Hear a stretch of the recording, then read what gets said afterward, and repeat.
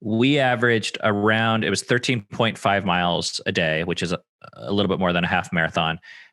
That was our average every single day for 161 days in a row. So not that we did 100 or 13 miles every day, but because there was 13 days that we took completely off from hiking at all. So that means the days we did hike, we actually had to do more than 13. Jeez Louise. It's funny, isn't it? I almost feel when I come back from a trip somewhere that a lot of the people who ask me questions, or even I do a lot of public speaking. So I stand up in front of people and like present on some crazy thing that I've done.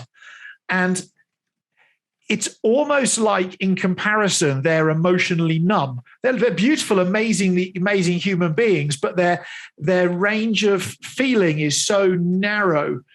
And you can't get outside, or it's very hard, I think, to get outside of that narrowness until it's snowing, freezing cold, blowing a gale. You're worried about you're worried about your kids.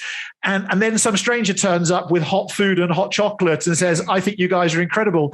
Here's this small gift, but it feels like platinum or titanium or gold at that point in time.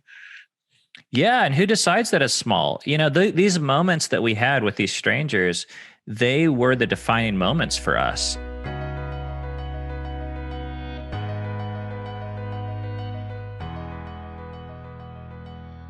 So today we're joined by a guy called Ben. Let's not worry anything more about him other than the fact that him and his wife and kids all hiked the Appalachian Trail together. They're still talking at the end of it, and they're the largest family to have achieved hiking the App Trail. And Ben, welcome to the We Get Outdoors podcast. Hey, thanks, Rob. It's good to be here. Likewise, dude. Now, the question burning on my mind is I've presented some wild, crazy shit to my wife and said, let's do this as a family. And then we've done it. Who came up with the idea for the Appalachian Trail? And what was that moment of, we're just going to jump into this and give it a go? Okay. So it was my idea and it didn't work at all because it was about 20 years ago that I had the idea, right? When I discovered that the Appalachian Trail exists. And there's this certain type of person you hear about that once they find out that something like this exists, they can't conceive of not doing it. And that's me. I heard about it. And then like the next week I was ready to put it on the calendar. And my wife, we had just got married. We had one kid that was 1 year old and we were expecting our second, was not interested at all. And neither of us were really like an outdoorsy type of person at all.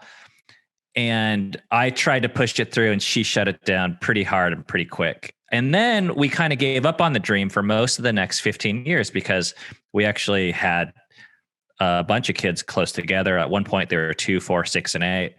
And then when we had 2 other kids, we had a total of 6 kids. But in that meantime, we hiked some like shorter hikes. Like, and when I say shorter, I mean, our favorite hike was this hike that was 95 miles around Mount Rainier called the Wonderland Trail. And we did that 5 times because it was so transformative to us.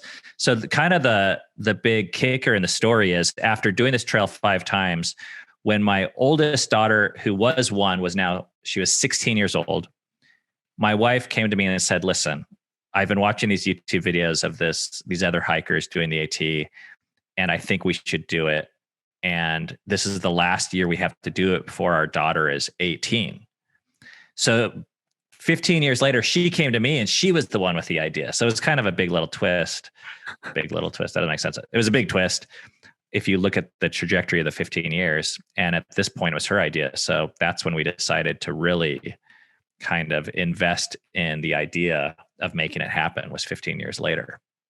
And how were you when that idea that you had suddenly became a reality? Because the difference of having the idea and turning it into like a real thing you do as a family, that's often poles apart. Yeah, I mean, it wasn't sudden. A lot changed in those 15 years. We had gone on adventures. We had walked through 9 days of rain. We had cried on the trail. And we had seen our kids overcome more than we thought was possible. And we had watched them choose hiking and backpacking over other options for vacations. So by the time we made the decision, it was still a big decision because, 2,000 miles and 5 months of hiking was nothing. The furthest we had done was like 2 weeks.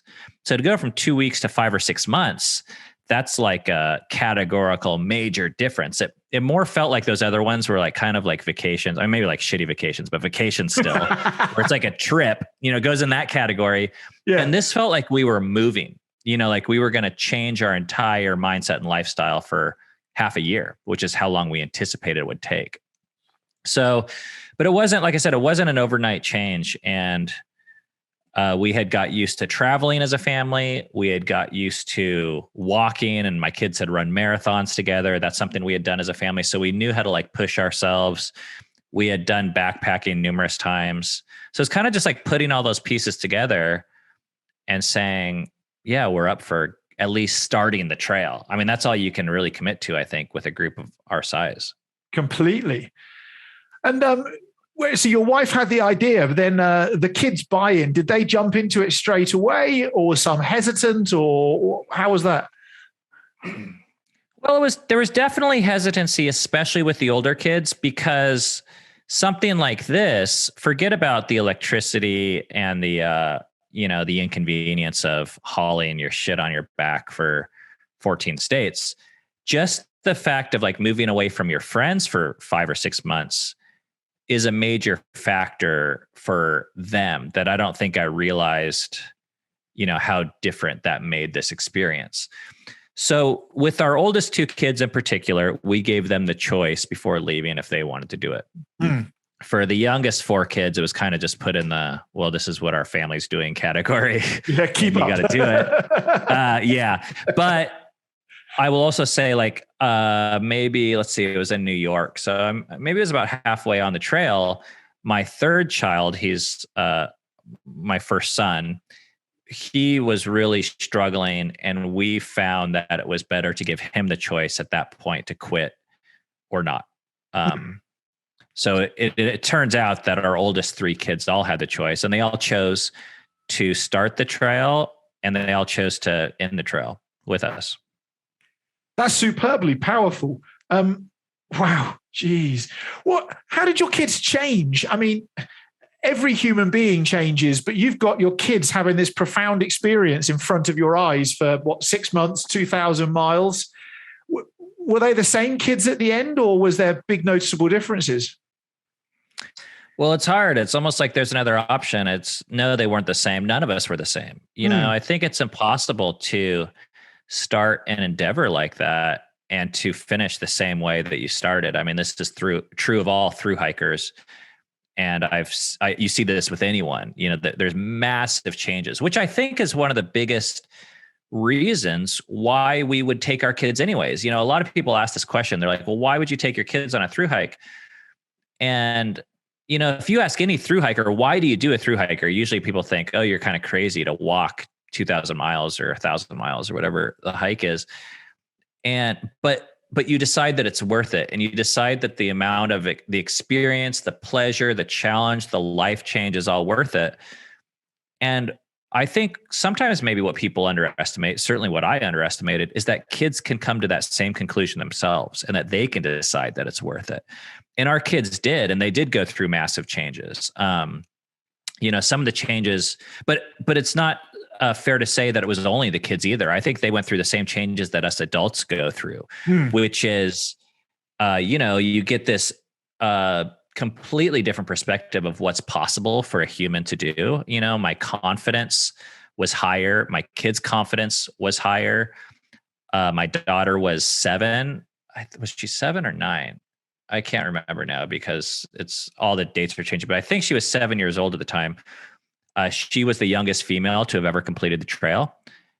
So she had just it was crazy to see her next to other 7-year-olds that might say, well, I can't do a mile, and my daughter has walked 2,000 miles, not to compare, but just the self-confidence.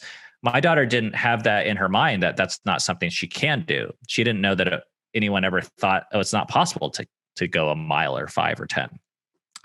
So the confidence, and really one of the biggest things I would say is just the gratitude that thru-hikers have. I watched our entire family in the cold. We became thankful for hot water. We became thankful for electricity. my birthday party was celebrated in a parking lot, and it's one of the best birthday parties I've ever had. Genius. We didn't even have a chair, and everyone was just, my family was all, we were all just like laughing and happy. And I watched the kids and the adults go through this transformation that allows you to be thankful for the silly things that we take for granted back home. And did they, so when I was a kid, I was very heavily into whitewater kayaking, and I was the only person in my year group and school who was into it. And I got the opportunity to disappear off for 6 weeks to go to the European Alps and frankly scare myself at quite a young age. And I found it personally very hard to reintegrate back into kids of my own age when I got back, because I suppose I'd almost been doing grown-up stuff and they were still kids. Do you know what I mean? How did your kids find that transition going back? Yeah, it's really difficult because you finish this hike, which is almost impossible to conceive of, even for us having done it, of like, what is it like to walk 2,189 miles? Like, you can't even picture that distance.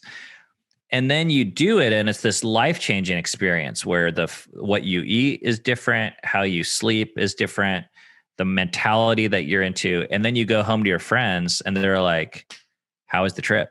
And, I mean, what the hell do you say? Like, oh, it was good. I mean, there's so many like tiers, there's so many highs and lows that it's almost impossible to describe to someone what it's like to rush 22 miles through the White Mountains in New Hampshire just to get to a buffet that was going to close in 5 minutes and arrive there and eat this food. I mean, we were like crying together. So then when people are like, well, how was your summer? We're like, yeah, it was good.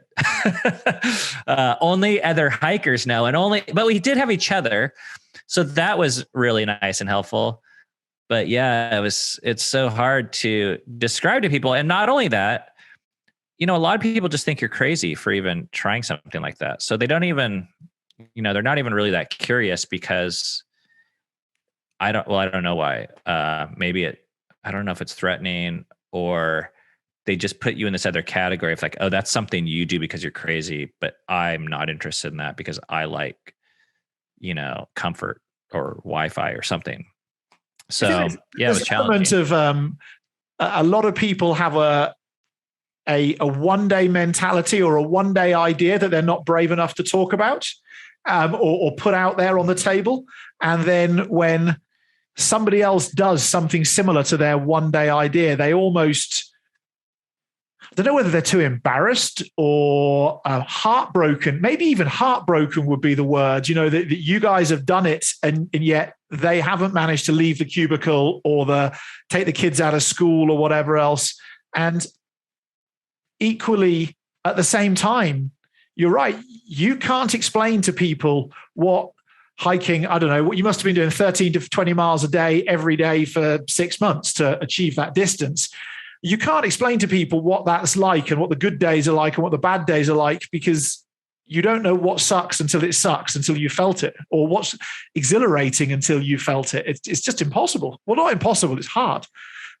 Yeah, it is very hard. And that's why, I wrote a book about it because I felt like I wanted to communicate. I felt like that's what it would take for me to communicate the ups and the downs and the feelings from like I said, walking through these mountains and arriving at a buffet, to having a stranger pick you up in the cold and drive you to their house. I mean, these feelings, the feelings that we had there, both on the pain and the pleasure side, are really hard to describe, but yet they're very consistent to people that do it. Almost all thru hikers experience these things, and my kids did, and we did again and again and again. So I really wanted to share with people kind of like why we did and what we walked away from. And just to clarify the facts and figures that you mentioned, we averaged around, it was 13.5 miles a day, which is a little bit more than a half marathon. That was our average every single day for 161 days in a row. So not that we did 100 or 13 miles every day, but because there was 13 days that we took completely off from hiking at all. So that means the days we did hike, we actually had to do more than 13. Jeez Louise. It's funny, isn't it? I almost feel when I come back from a trip somewhere that a lot of the people who ask me questions, or even I do a lot of public speaking. So I stand up in front of people and like present on some crazy thing that I've done. And it's almost like in comparison, they're emotionally numb. They're beautiful, amazing human beings, but their range of feeling is so narrow. And you can't get outside, or it's very hard, I think, to get outside of that narrowness until it's snowing, freezing cold, blowing a gale. You're worried about you're worried about your kids. And then some stranger turns up with hot food and hot chocolate and says, I think you guys are incredible. Here's this small gift, but it feels like platinum or titanium or gold at that point in time. Yeah. And who decides that it's small? These moments that we had with these strangers, they were the defining moments for us. And when you get home and you have all the money and all the house and all the technology, I'm not convinced that we have a better life back home. So I really agree with the point that you made previously about why some people might feel the need to write it off and how threatening it can be to people who have previously decided that something like this is not possible. And, a lot of people say like, well, I live my life, I work my job, I stay in my cubicle because I have to. I have kids and the kids go to school and there's no options.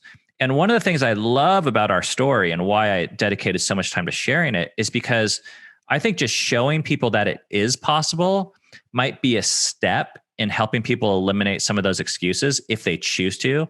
I'm not saying everyone needs to hike 5 months to be a whole human, but stop saying that you can't. You know what I mean? Even financially speaking, a lot of people say, well, I can't afford that. And there's, the biggest, we made a whole video detailing like every single expense and cost of our trip. And at the end of the day, when you add in the money that we made renting our house out while we were gone, the cost of the trip was $10 a person a day. So it was cheaper than living at home. Yeah, I was just about to say that's cheaper than home. Yeah. Yeah. Wi-Fi and dinner costs more than that, like for most people's lifestyle. So, one, to show people that this type of thing is possible, and two, to just like dispel some of the myths. I agree. I think a lot of people, they don't have the imagination to think of activities like this for especially their family that really are really life-changing. There's a Dutch psychologist his name's Ben, but I can't remember his surname. It'll come to me. And he says for every one thing that you want to do, it's only creativity that's between you and achieving it. And I think that speaks to your story that actually it is about if you put everything into little boxes with walls around them, then changing stuff becomes hard. But if you go for modern art, which like flicking paint at the wall and seeing what happens, actually you can creatively like almost undo the jigsaw puzzle and put it together in a different way. But equally, I think bravery. I mean, what was the reactions from your friends and family when you were like, well, we've been on these trips for a week or 2 weeks. We've been around Mount Rainier, but now we're doing 2,000 miles together. No one was like, that sounds like an amazing, awesome, kick-ass idea. Good work. Like no one, not even like, not my family, not our friends. People were like, kind of like, okay, like, do what you got to do. Or, there is kind of and a lot of that might be my perception, but it just, people don't know how to encourage someone in that way. Now, if I would have said, hey, my kid got into college, or we're thinking about going to Disney World, I think people would have said like, oh, that's awesome. Because that's what we say. And that like, I find some of the things that I think you're interested in are challenging the status quo mentality that keeps people from adventure. And I really enjoy that topic because, when people ask like what the most difficult thing on the trail was, there's two answers really. One was the cold in Georgia. I did not know we were going to be facing 20 degree, 10 degree Sure. temperatures in Fahrenheit, that means your like water bottle is freezing on your chest.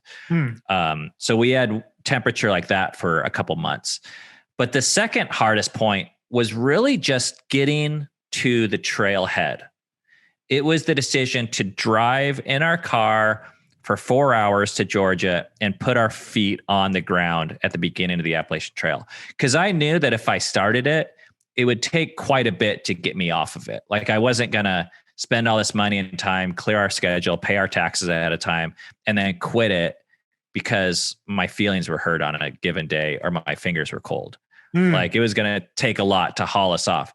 But when you look at the psychology of why that is so hard, I think the reward for completing something like this, or forget about completing it, even like, let's say we got 2 months into it and people might say, oh, well, you failed at the Appalachian Trail. But what if I could say, well, I hiked for 2 fucking months with my family? I mean, that's an accomplishment, but that reward, whatever it is, never outweighs in people's mind the fear of being called crazy or being called a failure or being called stupid if someone gets hurt. So therefore, I think it's so hard to plan something like this, especially as a parent of kids, because we're so afraid if a kid gets hurt of being told like, you're a stupid parent, you're a bad parent, you're irresponsible.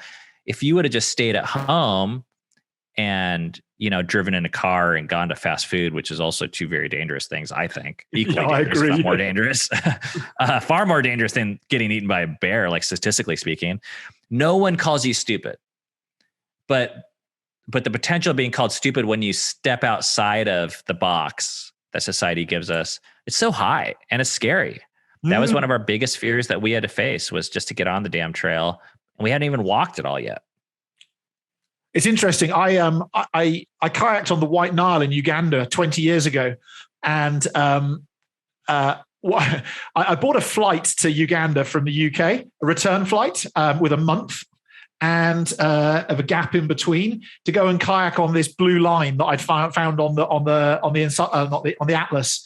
And my mum was like, "So this is cool. Who are you going with?" I was like, "Me." And what are you going to do? I said, well, I'm going to go and find a way of getting from the airport to the river, and then I'm going to go kayaking. And how will you? There's all these questions and all these things. And I think in some respects, you're in the same situation, that you can't give people what they would deem to be satisfactory answers before you depart. They want to know answers to questions that you just can't even you can't even conceive. That you have no idea. You just have to have a degree of faith that, like, I'm a good human being, you're a good human being, we can look after our kids, and we're going to go do the best we can. But I don't think a lot of society struggles with that as a concept. Oh, absolutely. And I think, in fact, needing answers to those questions is what keeps people from ever leaving to begin with, because most of those questions are completely unanswerable. And even if you were to answer them, from our experience, having spent the 5 months on trail, the answers that we were provided for by the trail were far more exciting, satisfying, caring, and interesting than any answers we could have come up with ourselves before the trail of how it might have gone. So, that's like kind of the entire point of adventure, I think. And I feel like we live in a pretty adventureless society, where the emphasis on what people conceive of as safety, which ironically, I don't even think is more safe. But what people call safety, what people call responsibility, and what people call security or secure, it seems to me it's kind of like a myth, but it's a very heavily perpetuated myth. It's almost like on a religious type level. And when you deviate from that, people have a hard time with it. But it's the deviation from those things into embracing adventure. And adventure seems like such a trite way to put it, but it probably works a little bit. That has been so much more satisfying for me as a person. And one of the points of the book or the videos that we made on YouTube was that type of adventure is really also great for relationships. It's great for parenting and the types of relationship I want to have with my kids, the type of relationship I want to have with my spouse or partners or friends. That type of intensity really fuses relationships together in a way that's not possible when everything's secure and comfortable. How was that? What I'm going to guess feels a bit like a roller coaster with the relationships between all of you throughout that. It is life under a microscope for 2,000 miles. And I'm very sure that your relationships are better at the end, but how was the roller coaster ride along the way? What were the highs and lows? Yeah, it was hard because, it wouldn't be a stretch to say that we all experienced the highest highs and lowest lows of our entire life in this 5-month period, which for some of us, our life was around 40 years old. And for some of us, our life was around 9 years old. So there's different, levels of intensity there. But, it's what I found is that in society, when we get in a fight with our kid or when we don't like them or they don't like us, it's very easy to create space. It's like, go to your room, go on your device. I'll go to my room. I'll close the door. You close your door. There's 2 doors now and 4 rooms, and we each have 2 devices. So we might as well be on different planets. Like we have that ability to do that very easily. And that's just in a fight. Like sometimes we're just like stressed out. I just need some space. So I go downstairs or upstairs. There's all these different ways. Well, when we're on the trail and we're hiking through a blizzard, we can't afford that space. We're actually dependent upon each other for survival and getting separated from the group. If you have the tent and if I have the water and she has the food, we actually need to stay within eyesight of each other really for most of the entire 161 days period. And what we found is, although we can't afford the space back home, the space isn't always best for the relationship. Like it doesn't make us grow as individuals. It doesn't make us grow as a family unit or as a parent-child relationship. So it's actually that lack of space that, while sometimes we would never choose it, is the very thing that we need for the relationship. So we did see that happen. But the other thing was, there were incredible highs and lows. I've already talked about the buffet. I talked about a little bit about the blizzard and just, we went through waist deep snow and we had to get to this parking lot only to find out that the parking lot was closed because of ice conditions. So the entire road was closed. So then we spent the night on the floor of a public national park restroom, the women's restroom. And then the road opens up in the morning. And instead of my parents meeting us, the first person to meet us is the government's Child Protective Services threatening to take our kids away. So they separate us and interview our kids and interview us. And just these moments that we went through of fear and frustration and anger, not to mention what hiking 13 miles through rain, snow, wind, 95-degree heat, all of that does up and down hills.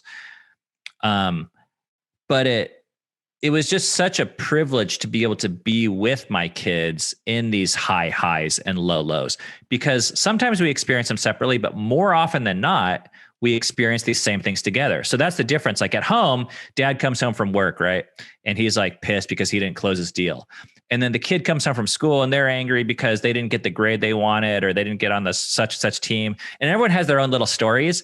Like for us here, it's the same fucking hill that we all just walked up. And we looked at that and we're like, I hate that motherfucker. Like, I'm so glad to be done with that. And we're like, yes, me too. And we all had these moments where we celebrated the same things and we got pissed and upset at the same things.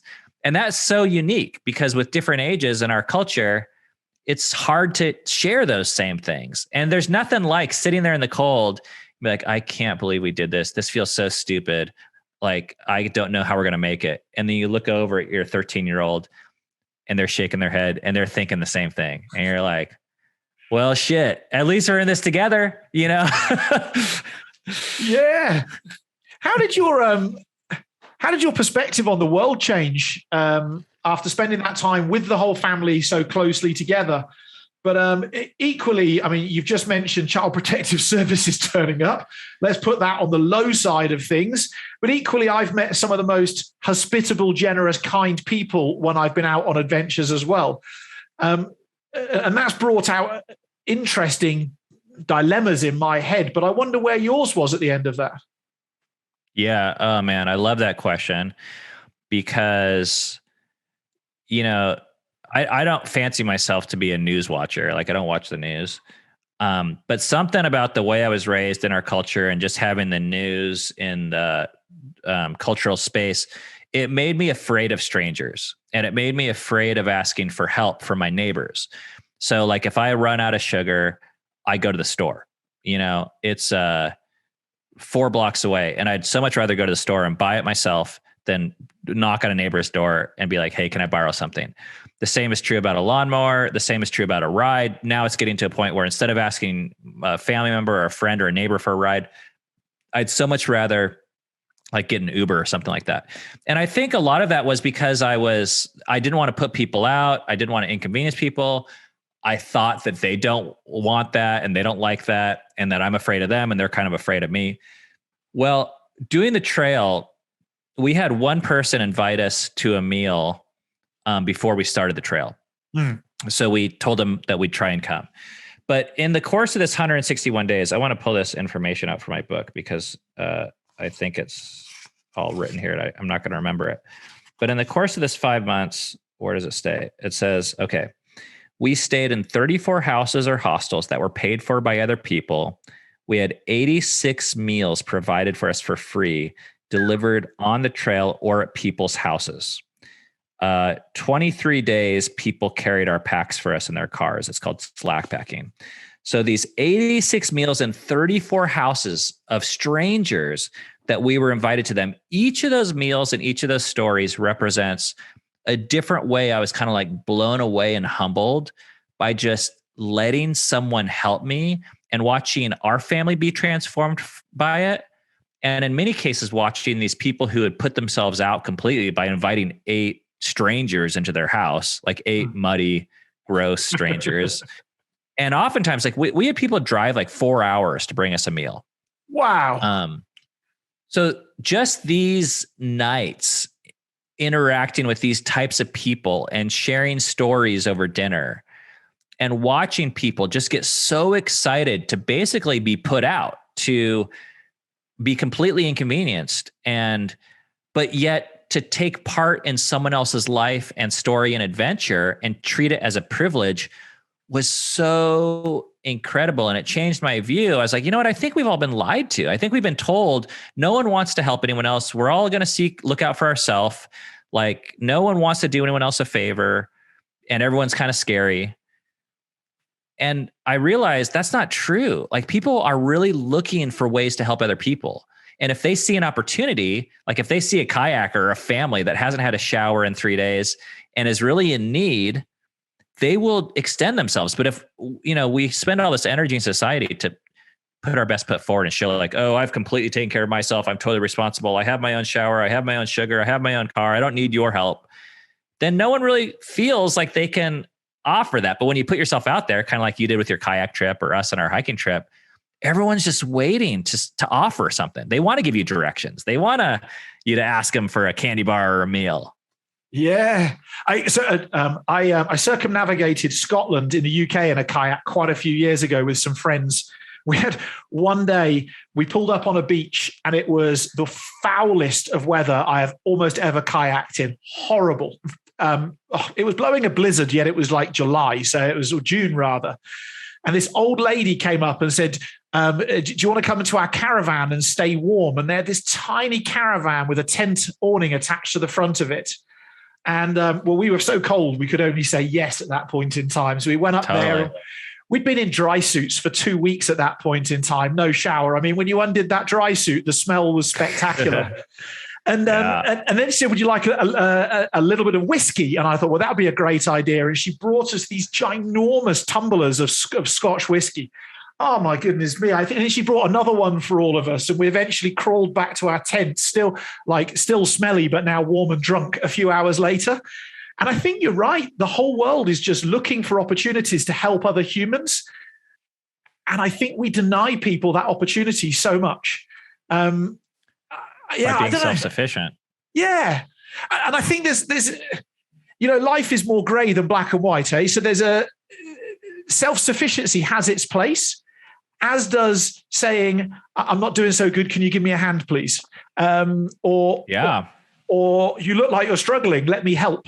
And I think we need to be open to that to get the best out of humanity.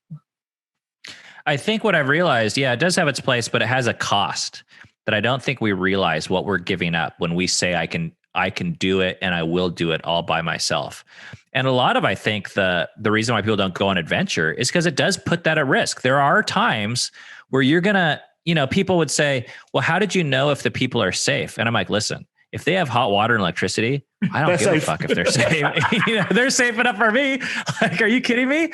Like a shower and a meal, they can they can rob me, like whatever, it's worth it, but and what I love about your story, what I imagine is, well, that made your day. And I don't know how many years ago did that happen? 5 or 10 years ago. Yeah. About 15 years ago. Yeah. Okay. So you're still telling the story 5 or 15 years later. I wouldn't be surprised if these people, they're telling that story 15 years later too. Not only did it make your day and you feel like you're the recipient of such an amazing gift, but when you allow someone to help someone, those are the stories that stand out to us and we remember. And I just got that feeling after a while, because after a while, well, at first I felt bad and I was like, oh, I shouldn't say yes to this help because I felt like I'm putting these people out.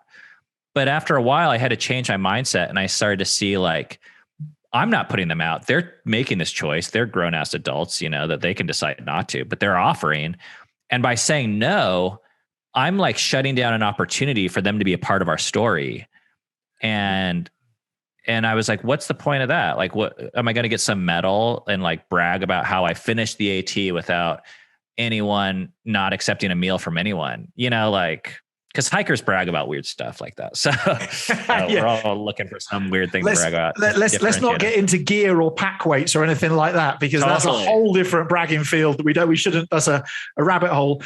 Tell me, so my adventures have, where I have been the recipient of other people's generosity and hospitality, has profoundly changed the way that I parent. It's changed the way my wife and I run our household. Everything. I wonder for you, what are those noticeable sort of changes that you've adopted when you've got back from the AT with regards to how you manage your life, how you treat strangers, how you run your family, so on and so forth? Well, a lot of this we probably had a little bit before the AT from other adventures we'd done, but I think the AT probably intensified it. And that is that, I'm always looking for anyone that looks like they're on an adventure. Basically the you 15 years ago off the coast of, was it Scotland or Ireland? Scotland. I see people on bikes around here that have packs and I'm like, where are you going? Do you need a shower? That's kind of my go-to. And the kids sense that and see that. And they just know if they invite someone like that into our house, we're going to have an interesting conversation. So that's happened. And not only that, but you're going to probably change someone's life. Like, there's a lot of things that you can do. Like you can donate money anonymously to charity, and that's fine. But if you invite a hiker into your house or a biker and give them a shower and let them use your Wi-Fi, they could be talking about it 15 years later. So I think we just introduced our kids to maybe an alternative set of people, both in the hiking community and even I think the types of people that would reach out to hikers, or even that lady that asked you if you wanted to come into her caravan. That takes a unique person, that's willing to kind of like set aside the social conventions that are like, oh, well, this could be weird, or he might get the wrong idea, or I could be in danger. All of that, all of which could be possibilities, right? So there's kind of a way that we've now seen how valuable it can be to interact with those types of people and ways to find them. Yeah, it's cool. Now, for people who want to go read your Appalachian Trail book, it's called 2,000 Miles. It's on Amazon, and I think everybody should go check it out. That's my hot tip. 2,000 miles together. 2,000 miles together. Look at that. I love it. Together is the important part, because that was the hard part. There's a lot of people that do 2,000 miles, but together with the 8 kids, that was the 8 of us at least. So I want to move on just a little bit because you've got your YouTube channel, Fight for Together, and your podcast as well. And I just wonder about that. How you're finding sharing family life on YouTube outside of the book, sharing it wider. And also, what do you get? Crikey, there's 13 questions in one here. What do you get in terms of feedback? Because your approach to parenting is unique in comparison to a lot of the majority of people out there. So how have you found that altogether? Yeah, well, I would say the majority of the feedback, well, I don't know, it's so tricky because the majority of the feedback's positive, but as a creator, I always remember the negative feedback more. And we do get a lot of negative feedback. A lot of people are like, oh, your kid should be in school. It's irresponsible to hike. Or haul a 2-year-old with you, or all these different critiques. So it seems like we get a lot of that, but we also get quite a few people that will say something like, I've been watching your family for 2 years, and just seeing that you guys exist gives me courage and inspiration to be myself. And that's probably the most exciting type of feedback for me because I wrote this book, 2,000 Miles Together, not so much to encourage people to get out there and hike with their kids, although that was a positive experience for us, but that's probably not for everyone. But more like I want people to feel more permission to do the types of things that they enjoy and to do those things with their kids and to kind of say like, fuck status quo, fuck school, fuck responsibility, and all these things that society tells you need to do to be a good parent. And just be yourself and take your kids with you. And maybe that's enough. And not only is that enough, maybe that's the best form of parenting you could ever do or have or be. So that's, it's always funny. Like, we have our quirky lifestyle. And like I said, we run marathons and in fact, almost all my kids have run ultra marathons and the hiking and all these things. And even doing that encourages, some people will say like, oh, well, I don't know, I went for a walk with my kids and I never did that. Like I thought that I should give them a screen to be on the entire day. So I don't care if people hike 2,000 miles. I just like seeing people have courage in parenting, whatever that looks like. And with regards to parenting, what was it in yours and your wife's own childhood that, like, I suppose, prepared you to go and be unique with regards to your parenting? Is there huge overlaps and similarities to your childhood, or did you come up with a concept and a way of doing it and grow it from there? Yeah, that's a great question. My parents were pretty unique. Like my parents, they're a mixed racial marriage. My mom's Korean and my dad was just a white guy from the US. So they, like, even them marrying in their small town was kind of a unique out of the box thing. And I think they lived their life that way and gave me permission to do the same. But yet one of the things that my wife and partner have in common that was very influential for us was we were both raised in very strict religious backgrounds. And in that background, we were taught like submission and conformity is so important. And those lessons, I feel like, almost killed us in different ways. Like it almost drove us crazy, psychologically speaking.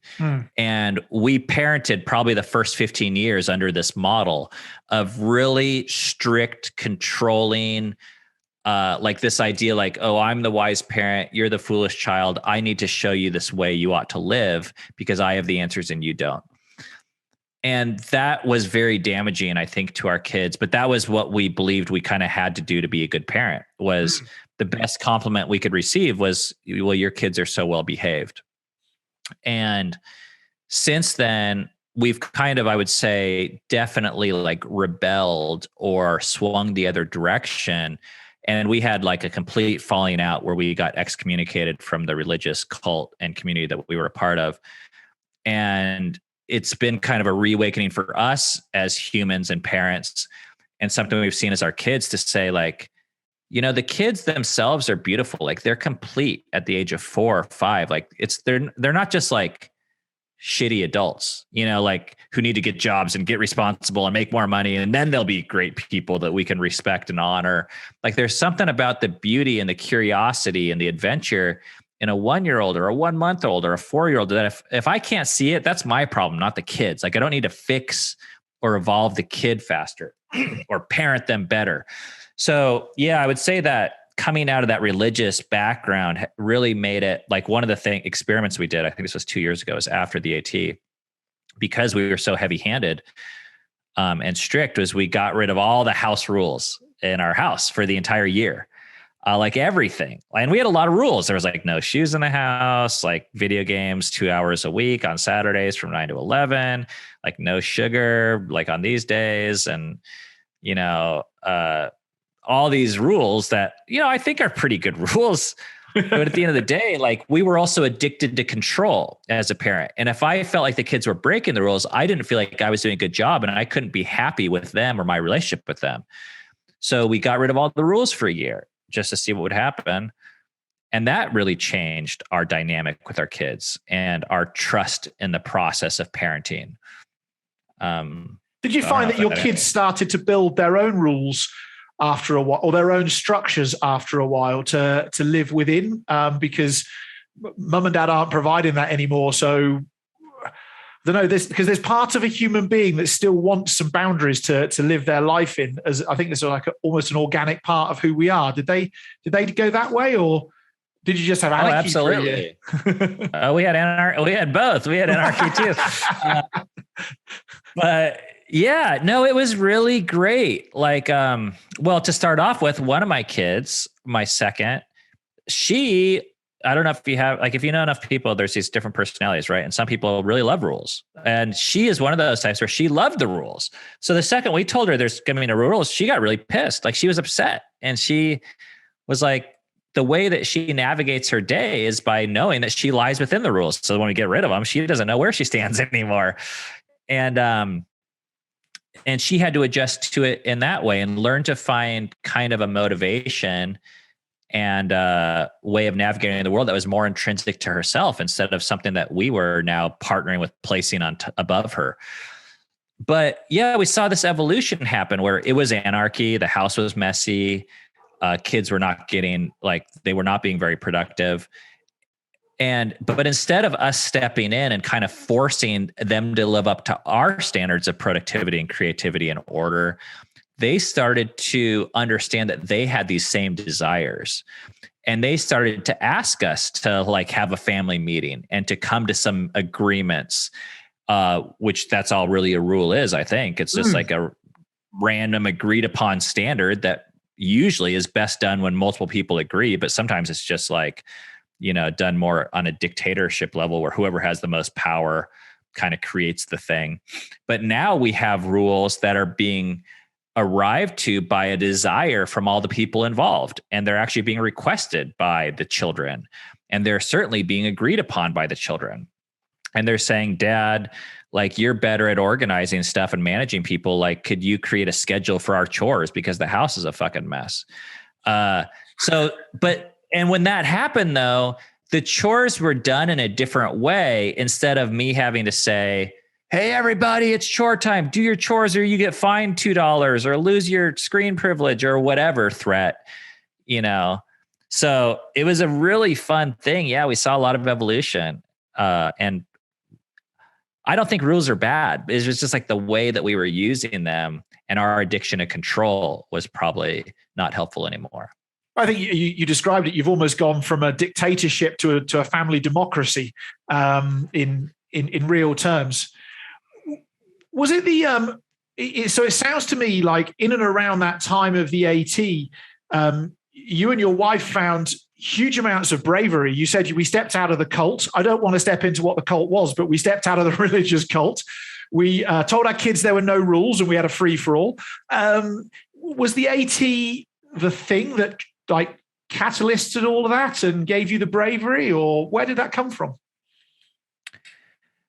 I think the AT I don't think it was coincidental that it happened in this time. And like I said in the beginning, it's pretty impossible to start the AT and finish it the same person. You go through, it's just like traveling the world or in some way, you can't unsee what you see. And I saw parts of myself and I saw parts of my kids and I saw parts of the world that just changed me. And it gave me space. We got kicked out of our churchy culty thing. And then there was a lot of pain. Like we had years of trauma. And I think in the regular world, there would have been all this pressure to like, well, you go to work and you make money and you just get through the fucking day, drink coffee, and you kind of, without knowing it, you just push it all behind you. That's what ends up happening. And, you've spent days kayaking, so you know how this is. It's not super fucking glorious. No. Like you're paddling a lot. And for us, people read the book and they're like, well, this is amazing. Well, I told, everything that happened in the book probably happened in the course of 72 hours spread out over 5 months. But what I didn't write about was those other, 5 months and 6 days, which is straight fucking putting one foot in front of the other, wash, rinse, repeat, and do it again and again, again, again, again, again. It felt like I was in a factory. So in that time period, it's so monotonous, but there was also this simplicity where all you do is like you eat, you shit, and you walk, and we would talk and stuff. And that was our life. And you're just thinking and you're processing. And, I don't know if meditation is too strong of a word, but you're just in this space where you have these feelings that are just inside of you and you feel them because there's not many distractions out in the woods. And, it actually became like a healing ground for us to deal with that type of trauma that we had from the spiritual community that we were part of. And also probably gave us a little bit of a reset of just stepping away from the rat race and the traffic and the income earning and the mentality of capitalism in our society. Not that I'm against any of those things, but they become a larger than life voice and it's all you can think about. And so when we came back, I think we did have courage just to live differently. And we'd been hanging out with hikers in the woods, people who valued a beer and a tree more than they valued a retirement account or more than they valued, how many stars they had in their Netflix or their Starbucks rewards app, all these little games that consume me back in the regular life. So you've got your podcast, your YouTube channel. People should go check those out, and they're in the link below. And then I'll put a link for your book on Amazon as well, 2,000 Miles Together. But as we come towards the end of our time together, what's next? What's the future look like for the Crawford family? Are the kids setting off to do the PCT without you now? What's going on? It's really hard to answer because I never quite know. We had actually talked about doing the PCT. I don't know if it was this year or next year, but my wife and I wrote the book and she's recording an album, and I don't know. We were just kind of in a different headspace. We're like, do we want to do that again? We don't know, but I do know that we can do it. We all know that now, and that's what's really cool. So I don't know what's going to happen. One of my kids, our kids are kind of pairing off now and finding partners, and my oldest is 20. So like to even do things with the whole family is a little bit more difficult now, even a family vacation. So, we don't have like a specific bucket list item right now, but we're really enjoying our life and trying to be brave in like all of our creative endeavors. Like for me, it's writing, and just showing up and being honest is really hard, and encouraging the kids to kind of pursue their own bravery and courage in whatever, I told, like, I don't care. We did this. I don't consider us like hikers just because we run marathons, or I don't consider us like runners. Like, I don't care if my kids ever hike again. I don't care if we run, if they run. I'm not attached to the activity. I more just want them to have the freedom that comes from doing activities that happen when you challenge yourself and when you see the world in a new way. And kind of like what you alluded to earlier, like when you learn to trust that maybe people are good and do care about you and will take care of you, and things will be okay when you step outside into this gray, scary area. And so I don't know what it's going to be, but I feel like it's going to be somewhere that I've given my kids some tools to be able to take that with them into whatever it is they do. And I just want to encourage them and what they become interested in. So my I suppose probably my final question is you said your kids are all they're growing up, they're probably moving out, they're moving on in the world. They're no longer kids, they're like young adult friends in some respects now. What is it that you what is it? Is there anything they missed from the traditional parenting, having a school, all that side of things? But on the flip side of the coin, how are they thriving as an adult based upon what you provided for them? Because I honestly think that's the biggest concern of a parent is like, yeah, cool, we can do all this stuff with our kids. We can take them out of school. We can go hiking. We can fund it as parents. But when they hit 2021, then what?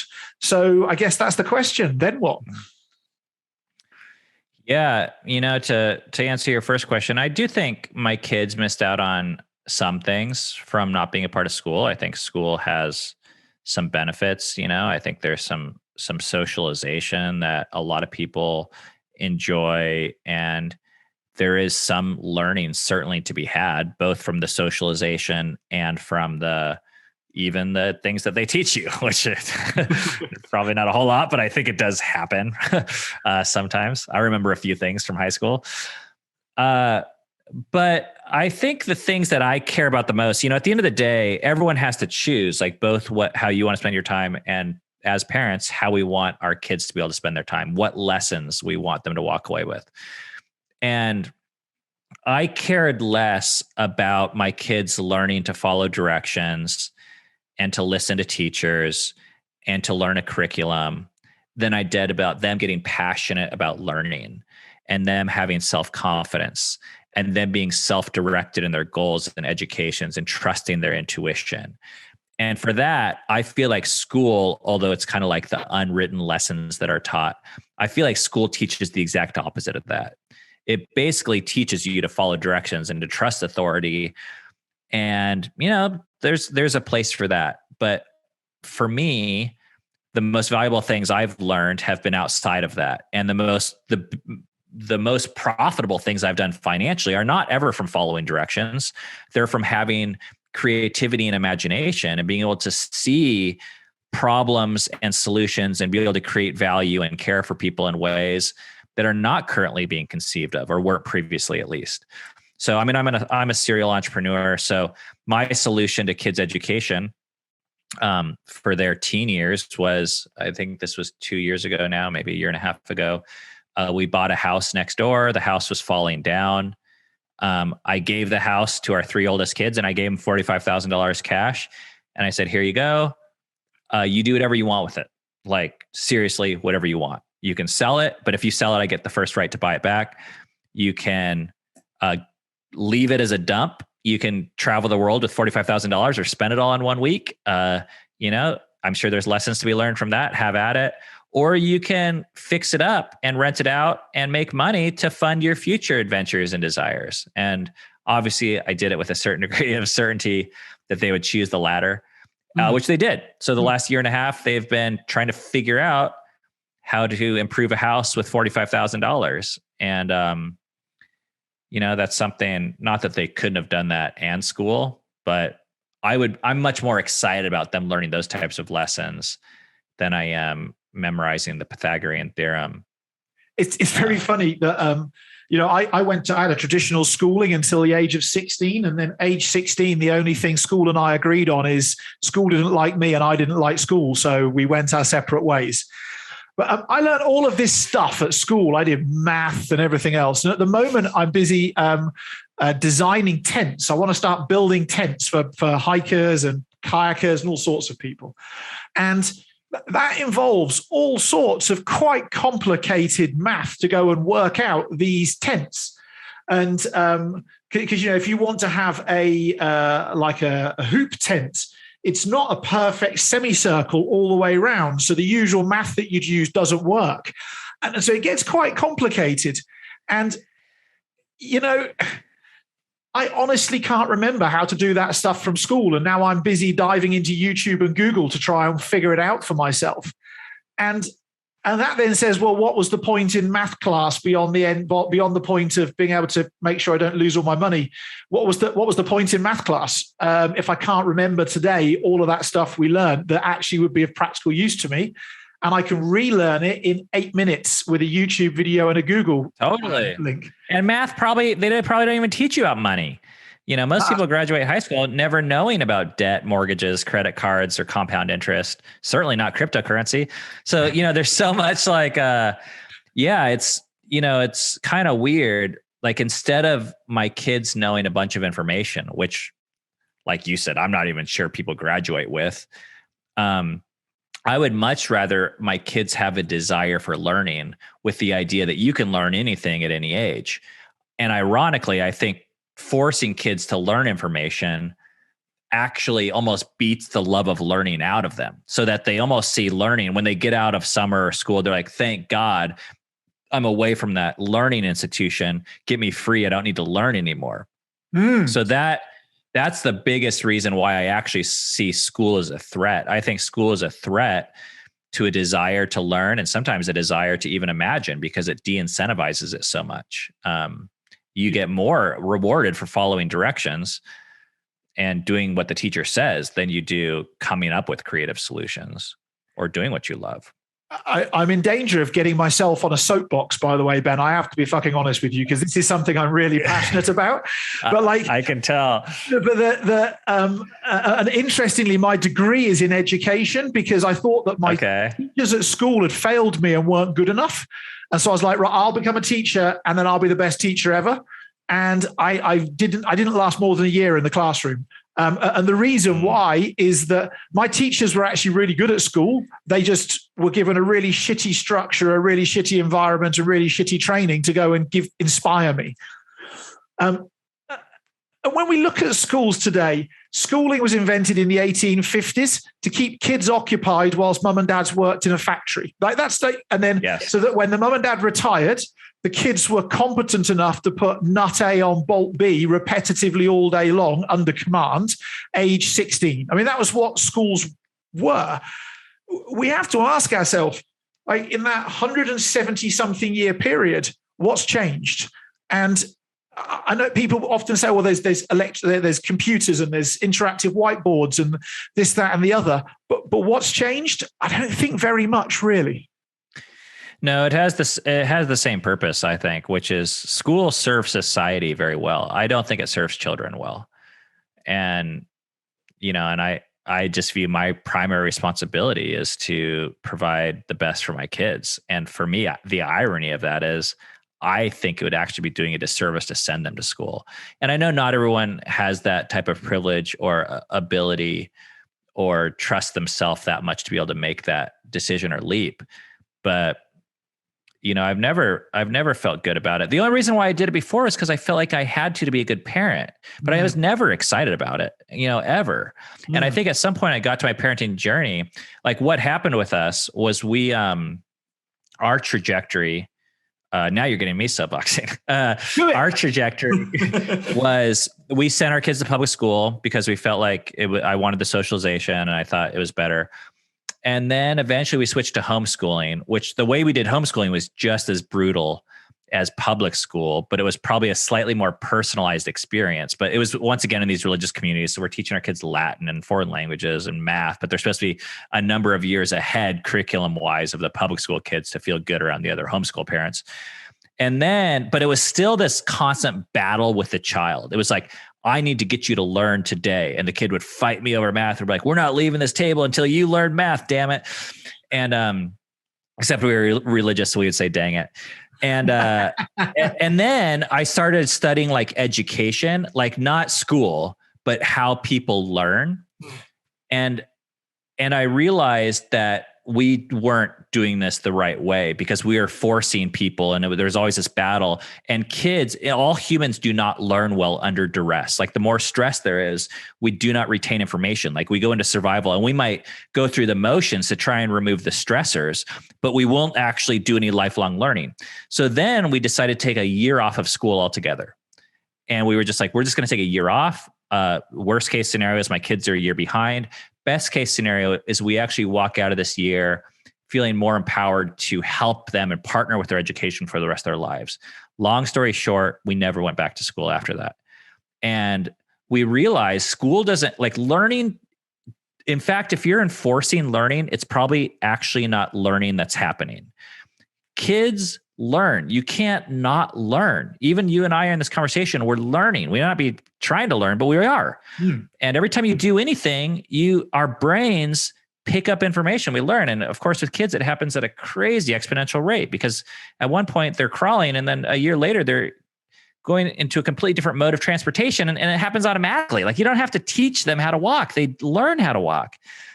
And so our parenting model has more revolved around getting the fuck out of the way and providing environments that foster and encourage that type of creativity, and create environments where they feel safe and have access to the things that they want to create and learn, but not forcing them to do anything. So I've been blown away by what they naturally gravitate towards when their curiosity is engaged.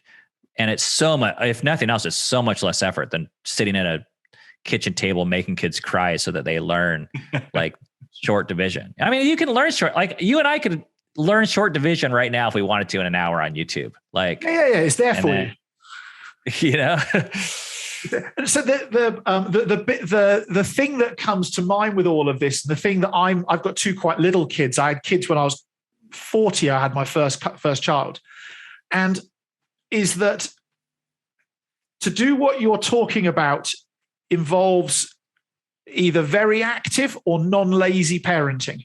You can't, and also being, I won't say the right sort of role model, but if you sit there and smoke cigarettes and drink Bud Light and watch TV all day, every day, and never move your ass, your kids will just copy you, and they will do exactly the same. And I think what's interesting about yourself and your wife is you're both, I think, into learning yourself. And I think that rubs off onto your kids. Yeah, I completely agree with that. But that can go both ways, you know, like, because you could say, well, I'm a shitty parent. I just drink Bud Light and smoke cigarettes, and so my kids are going to copy that. And you could end it there, or you could take that as a challenge to get off your ass and plan a hike or an adventure or stop smoking cigarettes. And so, like, you know, is in that year I told you, I read this book that was pretty transformative to me that encouraged us to take this year off. What they said was, in order to encourage kids to learn, there's only one way to do it. And it's basically what you said. And that is to model learning. So you don't tell kids, go learn right now. Now's your learning time, go learn. The only way to do it was for you to go and learn what interests you, which sounds really selfish as a parent. And it sounds like bad parenting, but actually it's like this. I felt like I was getting away with highway robbery, where it's like, what do you mean? The best parenting is to do what I want. So that year, my wife started learning guitar. Like, she started taking guitar lessons. I think she was like 35 or something like that. And I started learning how to write, and I started running. That eventually led to me running my first marathon with my 8-year-old, and her recording an album. And our kids are now passionate about music and started taking lessons themselves. And they watched her release her first album this year. And so it really just came, though, from us prioritizing our own curiosity as parents. Because you can't, like, exactly like you said, if you're, you know, following directions, both in your employment and your free time, and your free time consists of trying to numb yourself until the next point in which you follow directions, yeah, that's going to be the highest thing your kids aspire to. But the second you start accomplishing your own dreams and being creative and taking risks and pursuing your imaginative goals and satisfying your curiosities, your kids see that shit, and it inspires them. That's what blew me away is, yeah, I don't know. I think my kids actually view me as a role model, and they want to be like me. And I think when I was trying to force them to be like me, ironically, they didn't want to be like me, you know? Now I just live my damn life and I let them see it. And they're like, I mean, I'm a pretty free person. Like, I don't know. We don't follow directions. I don't do school very well, but I retired in my low 30s and I do whatever the fuck I want. Like, you know, if I wanted to hike for the next 6 months, I'd do it. Like, our paths sound very similar.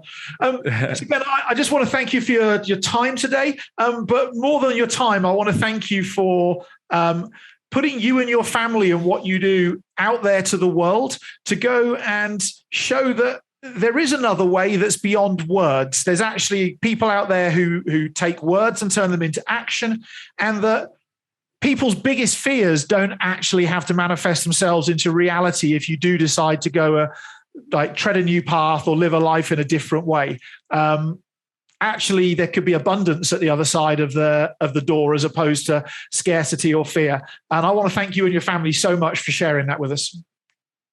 Yeah, thanks, Rob. One final thing I want to say, and I talk about this in the book quite a bit, 2,000 Miles Together, is one of our biggest lessons we learned was the trail provides. There is this idea that you need to get your answers and get prepared to go before you go on trail or before you leave the comfort of your home, before you go on your adventure.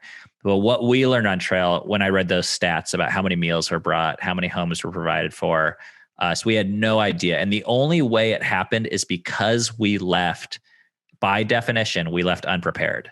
And every time you decide to plan your adventure, you're going to feel unprepared for it. That's how you know it's an adventure. But when you do that, you allow the trail, so to speak, it doesn't need to be a literal hiking trail, but you allow the world to fill in these gaps for you in ways that probably, my guess is, will supersede whatever imagination you have. And your adventures will be greater than you think. And our experience was that the trail provided for us. And I think people will find that as they pursue adventure in their own ways, whatever that looks like. One other thing I want to mention, besides the book that we talked about, is there's a YouTube video that we have it's like an hour-long documentary about our hike specifically. And it's called, I think it's called like To the Tree Line, but maybe that's not the title of it. That's just what the thumbnail says. So if you type in Crawford family, Appalachian Trail, that particular video, it's an hour long because the book takes a while to read. Not everyone's going to be into that, but this is a pretty good little documentary to give you a feel for what we experienced, and you'll be able to see the bathroom floor in the blizzard and all those things we talked about. And that's on our YouTube channel, Fight for Together. Cool. And if folks are looking for a link for that, there'll be one at the top of the screen somewhere. We'll get that done, and I'll put the link in the description below as well. Ben, thank you so much.